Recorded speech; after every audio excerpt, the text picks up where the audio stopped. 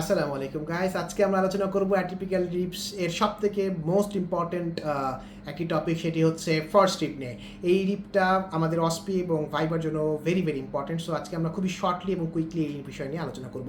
So প্রথমে আসে side determination. এইটা কোন সাইডের রিব এটা ডিটারমিনেশন করার জন্য আমাদেরকে বেসিক্যালি একটা ফ্ল্যাট সারফেস বা টেবিলে আমরা এই রিবটাকে রাখবো। আমরা যদি এভাবে রাখি দেখব, তারপরে দুইটা এন্ড যদি আমাদের ফ্ল্যাট সারফেসকে টাচ না করে তাহলে it is still not the right way of placing it. তাহলে আমরা যদি একটু ঘুরায় যদি আপসাইড ডাউন করি, যদি তারপরে আবার যদি আমরা ফ্ল্যাট সারফেসে রাখি, তাহলে দেখবো যে দুইটা এন্ড, অ্যান্টিরিয়র এন্ড এবং পস্টেরিয়র এন্ড, দুই এন্ডই ফ্ল্যাট সারফেসকে কন্ট্যাক্ট করে আছে, which means it is the right way of placement. তার মানে this will be the rib of the right side. এভাবে আমরা কিন্তু সাইড ডিটারমিনেশন করতে পারি। মনে রাখবো যে এটা অনেক স্ট্রংগেস্ট, শর্টেস্ট, স্টাউটেস্ট একটা রিব, এবং এখানে বেসিক্যালি নেক থাকে কিন্তু সেটা রাউন্ডেড, এবং এখানে কোস্টাল গ্রুপটা অত্যন্ত থাকে না, এবং কোস্টাল গ্রুপ থাকে না কিন্তু আপার সারফেসে যেই শ্যালো কিছু গ্রুপস এখানে আমরা দেখতে পাই। আমরা দেখবো এখানে ইনার বর্ডার আছে, আউটার বর্ডার আছে, সুপিরিয়র সারফেস আছে এবং ইনফিরিয়র সারফেস আছে। টিপিক্যাল রিবসে ইনার সারফেস ছিল, আউটার সারফেস ছিল, কিন্তু এখানে ইনার বর্ডার আছে এবং আউটার বর্ডার আছে। টিপিক্যাল রিবসে সুপিরিয়র বর্ডার এবং ইনফিরিয়র বর্ডার ছিল, কিন্তু এই জায়গাতে আমার আউটার সুপিরিয়র সারফেস এবং ইনফিরিয়র সারফেস আছে। সব থেকে গুরুত্বপূর্ণ বিষয়টা হচ্ছে যে ফার্স্ট রিবের নেকের রিলেশনটা কি আমাকে তখন বলতে হবে। একটা নেমোনিক আছে, chain pulling the vans. Chain means sympathetic chain বা sympathetic trunk, pulling means first posterior intercostal vein, A for artery, that is basically superior intercostal artery, and last step N means nerve, that is ventral rami of the first thoracic spinal nerve.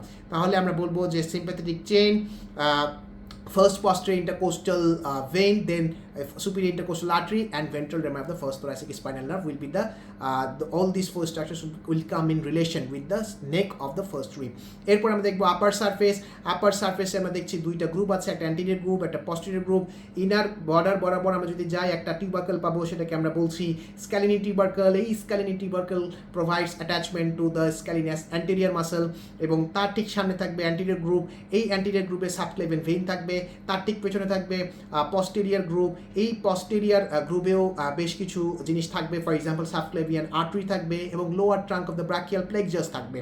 এবং তারপরে আমরা দেখবো subclavian গ্রুপের ঠিক সামনে, I mean subclavian vein যেখানে আছে তার ঠিক সামনে সাবক্লেভিয়াস মাসল অ্যাটাচ থাকবে, আর ঠিক পেছনে অর্থাৎ পস্টেরিয়র গ্রুপেরও পেছনে থাকবে স্ক্যালিনাস মিডিয়াস মাসল। আর তারপরে আমরা যদি লোয়ার আউটার বর্ডার দেখি, আউটার বর্ডারে সেরেটাস অ্যান্টেরিয়র মাসল থাকবে, এবং ইনার বর্ডারে সিপসনস ফাসা বা সুপ্রাপ্লুরাল মেমব্রেন এখানে অ্যাটাচ থাকবে। এবং সুপ্রাপ্লুরাল মেমব্রেন বেসিক্যালি ডিমার্কেশন লাইন, আর সুপ্রাপ্লুরাল মেমব্রেন হচ্ছে একটা মাস্কুলো স্কেলিটাল একটা ডোম শেপড একটা ফাসা which prevents the over inflation of lung and it creates separation mark from the thorax and the abdomen. So suprapleural membrane will come in the attachment of the inner border of the first rib. এরপর আমরা দেখব lower সারফেসে কোনো ধরনের external intercostal muscle থাকে না, কিন্তু বাকি যে দুটো মাসল থাকে সেই দুটো মাসল থাকবে, একটা ইন্টারনাল ইন্টারকোস্টাল মাসল এবং ইন্টারকোস্টালিস ইন্টিমাস মাসল। এবং এখানে যে নিউরোভাস্কুলার বান্ডেলটা সেটা ভ্যান ফর্মে না থেকে সেটা ন্যাভ ফর্মে থাকে, অর্থাৎ ইন্টারকোস্টাল নার্ভ আগে আসবে, ইন্টারকোস্টাল আর্টারি তারপরে যাবে, এবং তারপরে ইন্টারকোস্টাল ভেইন যাবে। এবং এই যে তিনটা নার্ভ আর্টারি ভেইন, এইটা থাকবে ইন্টারনাস মাসল এবং ইন্টারনাস মাসল এবং কোস্টাল প্লুরার মাঝখানে এটা থাকবে। So this was all about the first rib.